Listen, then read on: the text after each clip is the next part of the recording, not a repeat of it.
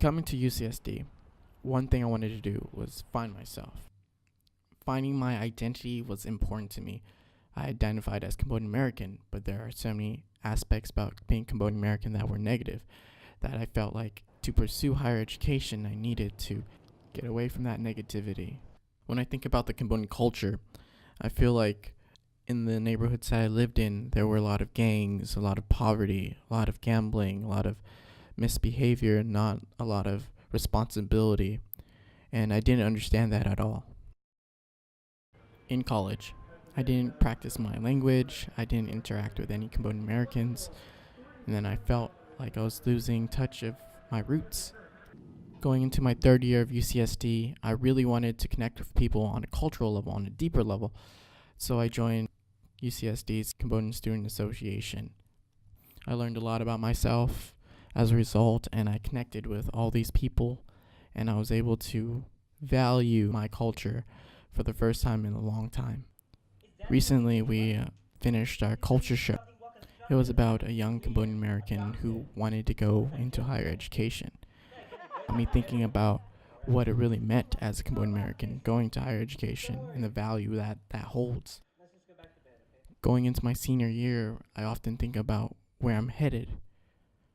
A lot of that has to do with knowing where you come from.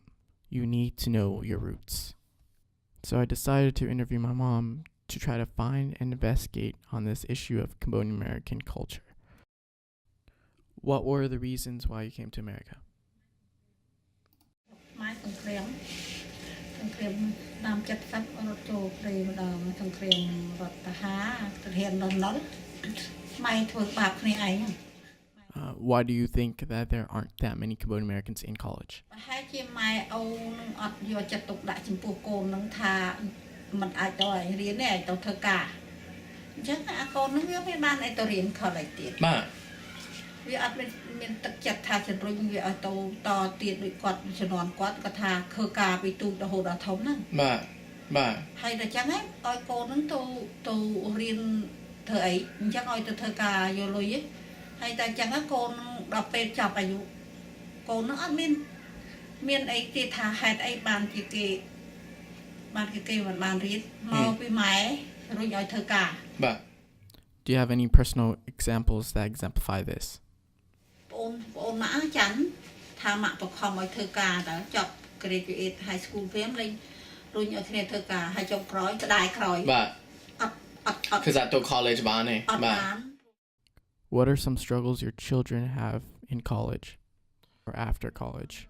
Bây là thong rọt bình thơ cả bình thong rọt hay bà con mạ chlan chẳng thong rọt bình mình tịch à hay chỉ bẹ rọt nắng phay trùi và cây này miến cây ai tục con cây nó lôi nắng cái ai con cây riêng bán chọc xuống rồi hay chơi bà phạt bà phình đó con anh này chỉ bẹประมาณ cực mà tay rương nắng rương hot đôi trà bí cho nón mạ sừng krem chẳng bà mạ mà rọt chanh mà kim sầm lạp oi đấy oi đây rọt ban rọt cái cho mà oi nấu hay ban cồn hay rinh cồn nó ta riêng hai đăng thì chụp bẹ rọt ban ta cồn nó chặt trăng đây là mình chắc ấy. Terry graduated recently, and I wanted to hear her thoughts on Cambodian Americans in college and what she saw going to Fresno State. Hi, my name is Terry Sam. I'm 23 years old. I graduated with my bachelor's in child development from Fresno State. I am Cambodian American. Why do you think that there aren't that many Cambodian Americans in higher education? Most of the Cambodian immigrants came to the United States and they suffered post-traumatic syndrome. And because they suffered from that, they have a hard time dealing with their children. They end up doing things, falling into gambling, alcohol, and not really leading their children the right way. So that leaves children, or most of the kids, into the hands of the neighborhood. Most of the parents, they allow the kids to be on the street. And since the parents don't give them attention, they're going to go find attention on the street. So being on the street, that's when that opens doors for them to get into trouble. Um, Start skipping school, and straying away from what is right.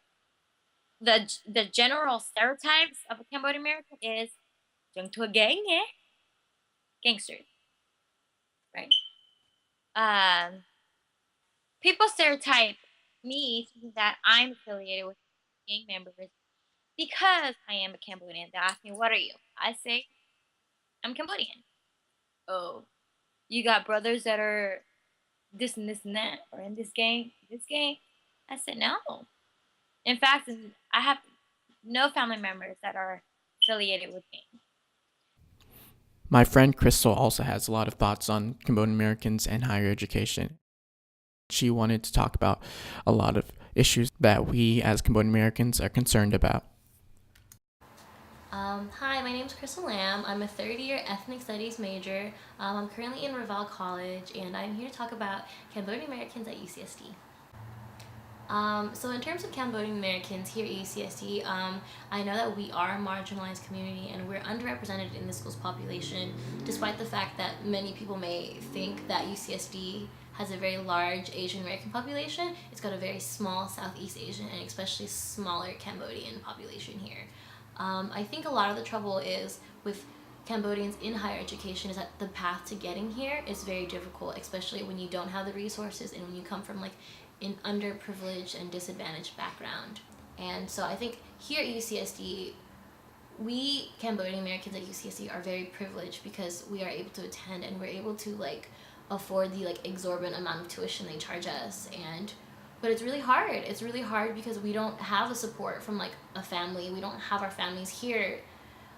As a Cambodian American woman, I'm often misidentified for like Filipino American, sometimes Latina, or sometimes even Hawaiian, Pacific Islander. A lot of people don't know where Cambodia is. They don't know what it means for me to be a Cambodian American. They don't know that a community exists here.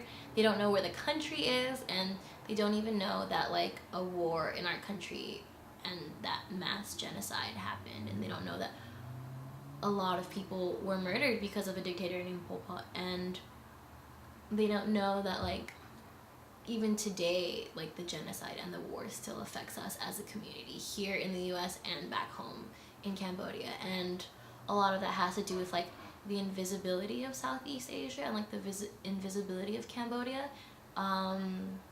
I know that a lot of the bombings in Cambodia, they were secret bombings. They weren't known to the general public here in the US, and so it did a lot of damage to Cambodia, and it did a lot of damage to our community that's still felt today, and people still don't know about it. And I think that's a question of why even in modern times with so much technology and so much information coming at us that we don't even know a simple fact that a small country exists in Southeast Asia. Like when I was in school, and even now, like I don't open a history book and I don't read, and there's not a specific chapter on like the Cambodian genocide, let alone even a chapter on Asia, right? So there's like a very dominant narrative here that's very focused on like Western colonialism, in terms of like Western history. We never hear about Cambodian poets because they were murdered. We never hear about Cambodian artists because they were murdered. We never ever learn about the doctors and the farmers and the people in Cambodia who were murdered because they were written out of history. Like they don't exist anymore. They're not written down. Doing this project really made me think about what is the end result of all this, of education, and what am I as a Cambodian American supposed to do with it. I am really privileged to be a Cambodian American in higher education. I could have been one of those guys who joined those gangs and got a girl pregnant at age 17 and had to raise a family off of a very low income. But instead, I'm in UCSD, finishing up my third year and about to start my senior year as a communications major. And now I'm proud to say that I'm Cambodian American.